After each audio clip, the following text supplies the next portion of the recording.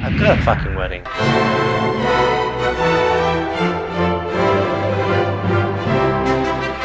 I really hate fucking weddings. I do.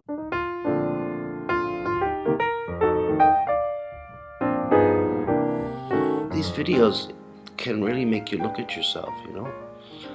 And what seemed funny at the time, you look back and you realize that maybe I've just gotten so curmudgeonly as I get older that it's not even safe to really ask how my weekend was. How was your weekend? What if your weekend was shit? Am I an angry person? I don't know. I think I am.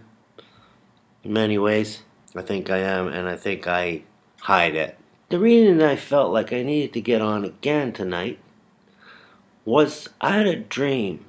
You know, we all have our silly dreams where you're riding on the subway and you notice that you haven't got any clothes on, and you kind of, darn it, I forgot something. I knew I forgot something. Shit, this is embarrassing. I wonder if anyone's noticing. I have that dream. That's a recurring dream. Isn't that kind of a weird dream? That would be horrifying. Why am I naked? You know, but in dreamland, it's kind of, shit, this is embarrassing. Like I spilled coffee on my tie, right? Like the reoccurring dreams, I gotta go to the toilet, and every toilet I go to, they're always really hard to find. It's like a maze, you know, and then I find it, and for some reason it's broken, or it's not working for some, so I go on down another end, another corridor, and that's usually because I really do have to pee. You know, my brain's not ready to wake me up quite yet, but usually I wake up. Usually I wake up before I pee, so that's good. So now maybe I'll finally get to the dream. I was kind of in a queue of people, and it was outside. It was a forest. I got the sense that there were people there that knew me, that were related to me, and that there were some that weren't. And in this dream, there were a few of us that had to go to the bathroom pretty badly, right? And we're going through the same maze of toilets in the woods. So we just continued in this queue, and we weren't in the queue very long. And we kind of take a right, and we're walking on a dock. That dock goes out, as docks do, into a lake. And before very long, the next part of the dream happened kind of quickly. I'm standing to I guess it would be to the right of some man, and I can't really see him properly. And this flood of emotions came over me. Very, very beautiful, beautiful emotions. Like this man, that I loved this man. That I really, truly loved this man. I do remember very briefly, I could see his face, and I couldn't make out, and I can't make out for you if it was anyone I know, or who that person was. It wasn't a classic face. It wasn't the face of a model or the face of a god, but it was a kind face. It was, I don't know, but I loved it. Glasses on. It says glasses here. All I know is this really overpowering feeling that I genuinely, properly, and really unselfishly loved this man.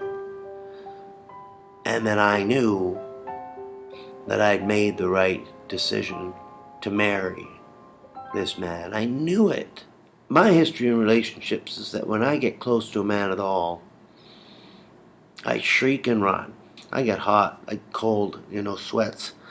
I panic, basically. And I've never had a relationship last longer than 7 months. And I'd sort of given up on the idea. Kind of withdrew from intimacy in a way, too. Starting to grind her up a little bit now, But that's not about love. That's about kind of some needs that I've let go for a while. And that's not what this dream was about. I don't know who writes these dreams, but they're always poorly written, aren't they? They are poorly written. If you're going to have a wedding on a dock, you got to do something about the guests that can't stand in the lake. Another thing that was really striking about the dream was that how intensely annoyed and aggravated I was with the whole thing until I got to the dock, until I saw this man. I don't know who this man is. Happiness I can't put words to, so beautiful. I woke up so moved. But one thing I said was I was so glad that everybody was there to witness this marriage. That was mine. That was for me. That was for me. You know how I feel about weddings? This whole video about it. It's not your son's wedding, it's me. I don't like the damn things. I think I really do better at a funeral. And I always felt that way. Also, just my great cynicism about lasting happiness between two people in a monogamous relationship for any length of time. How cynical I've become about that. Probably because of my own failure, for lack of a better word, in relationships. So much as I dislike weddings, I mean, in certain ways it was nice to go to a wedding. It was certainly nice when I was asked to take part in a wedding. But there was never a wedding for me. There was never a bunch of people standing around watching me and my partner get married. I never thought it was a thing that I would be allowed to enjoy, that would ever be about me. I know there's far too many times when I crave attention and I want it to be all about me. But I think this dream just showed me that maybe there's something else going on. But that's the dream. That's the dream. I fell in love and I got married.